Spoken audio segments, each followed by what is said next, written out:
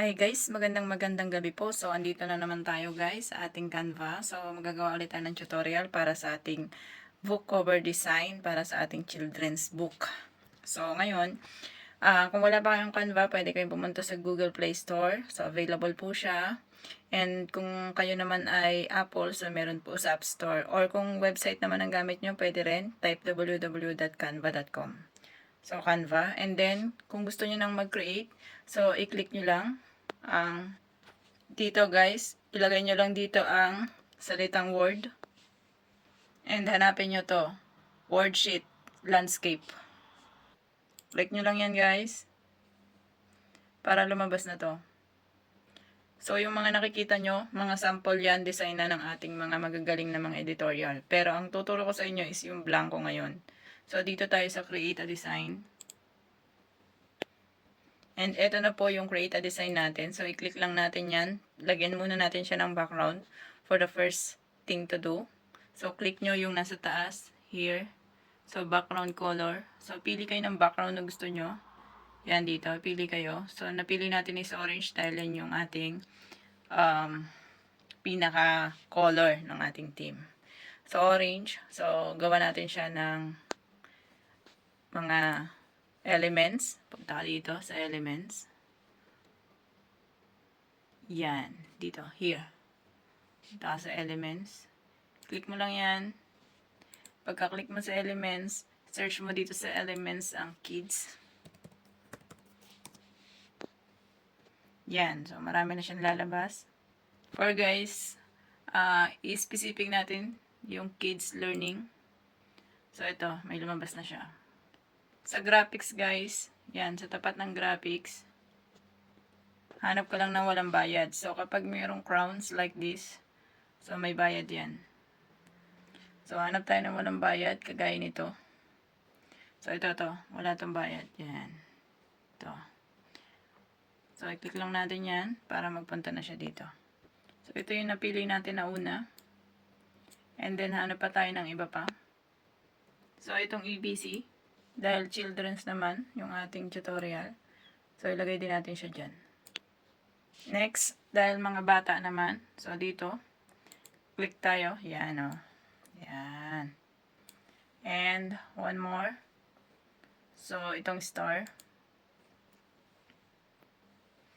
Yan. So, nilalagay ko siya dyan lahat. Mamaya natin ayusin. Yung mga napipili natin. So, ito, crayons. So, pwede din natin itong ilagay dyan. So, pinipili ko lahat guys yung mga libre. Ito. So, yan. Napili din natin siya.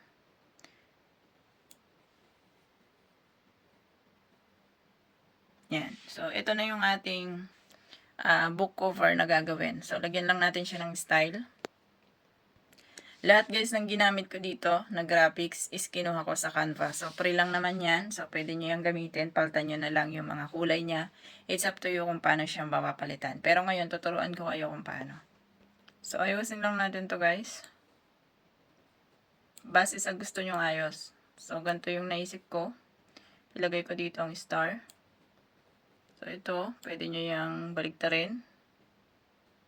Yan, like that. Then, ganan. So, kayo na lang bahala magayos.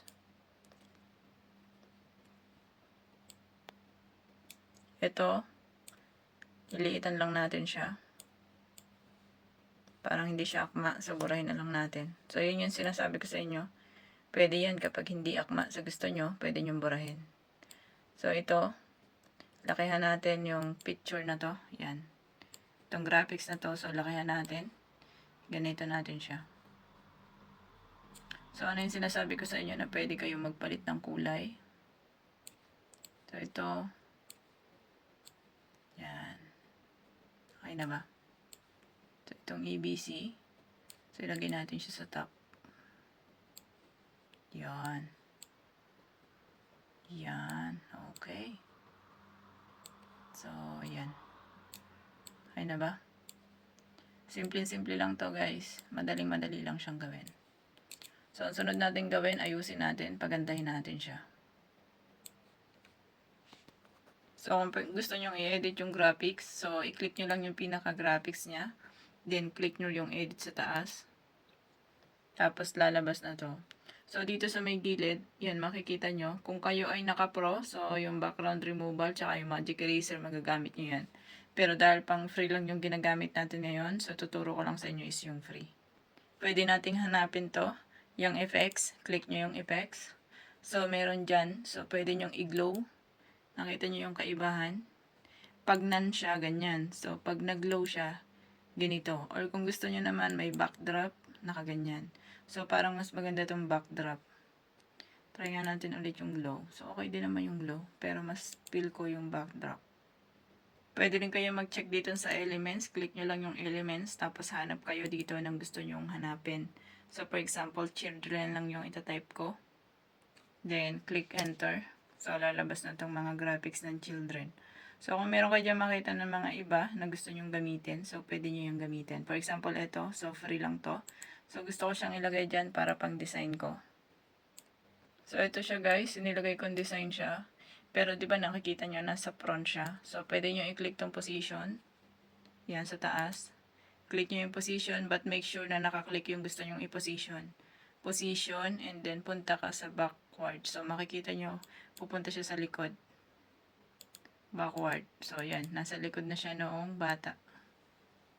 Yan. Tapos, kung gusto niya naman siyang,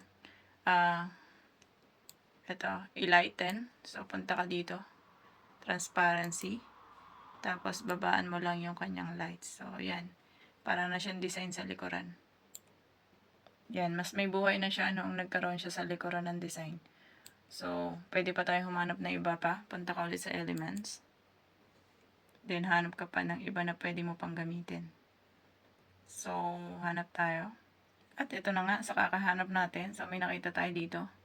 So, simple lang siya. Try natin. Yan, nandito na siya, oh. Yan. So, ilalagay din natin siya sa background. So, tingnan nyo yung pagkakaiba niya, ha. So, ayan, nasa front siya. Makikita nyo, nasa front siya.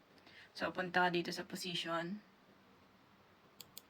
Ilalagay natin siya as backward. So, key-click ko yung backward. Tingnan nyo yung difference niya. Yan, nasa likuran na siya. Okay? So, pag nasa likuran na siya, ito na siya, oh. Gusto natin siyang i-lighten. So, punta ka lang dito sa transparency. Tapos, i-lighten mo based sa gusto mo. So, dahil design lang siya sa likod, so, i-lighten natin siya ng light na light. So, i-design ko lang siya sa likod, ano. Yan. So, ayan. Okay na yung ating book cover para sa ating libro. Example naman, gusto nyong baguhin yung kulay nito. For example, pag gusto nyong baguhin yung kulay ng graphics na pinili nyo, punta lang kayo dito sa taas. So, makikita nyo yung edit. So, yung kulay, kapag kindik nyo yung picture na to, lalabas sa taas yung lahat ng kulay na ginamit sa kanya. So, kapag kindik nyo to, at lumabas to, so, pili ka ng kulay na gusto mo. For example, is green. So, magbabago siya as green. So, it's up to you. Pero dahil gusto ko ay orange, so, or red, yan, okay na yan, guys. Yan, okay na yan. Kapag natapos ka na, kontento ka na dyan sa simpleng ginawa mo. So, punta ka lang sa taas, click share, and then click yung download. So, pag kinlik ko yung download, pupunta na siya sa iyong folder. Sa folder ng iyong laptop. So, hindi ko siya kiklik kasi may gagawin pa ako. Anyway, yan lamang ang paggawa ng children's worksheet na learning materials. So, dyan tayo magsimula, guys. Thank you.